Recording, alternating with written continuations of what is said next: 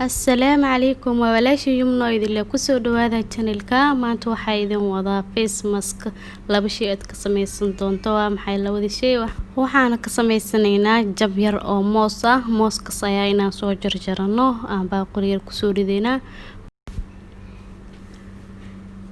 asxaabta hadda mooskayna waxaa ku sameynaynaa waxaa soo qabanaynaa jikir ayaad soo qaadanaysaa waa jijibinaysaa mooska ama haddii kale blend ayaad soo qaadanaysaa waad ku shiidanaysaa si smooth uu noqdo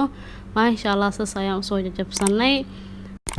mooska aad iyo aad ayuu u fiican yahay asxaabta haddaad markasta sameys maalin walba ujiga haddaad marsatid dulduleelada dhan ayuu ka xirxirayaa maasha Allah meesha waxaa kusoo darsanaynaa hadda hal qaado oo mooska ayaan soo qaadanay iyo hal qaado oo waxaan kusoo darsanay hadda yogurt plain yogurt ama haddii kale waad ka maarin kartaa waxaa ku darsan kartaa caanaha caadiga ayaad ku darsan kartaa maasha Allah asxaabta laga faa'iideysta waad soo qaadanaysaa ujiga ayaad saaranaysaa ilaa 20 daqiiqo ayaad ku haynaysaa maasha Allah asxaabta laga faa'iideysto haddaad tahay oil face ka taa uu ku caawinaya maasha Allah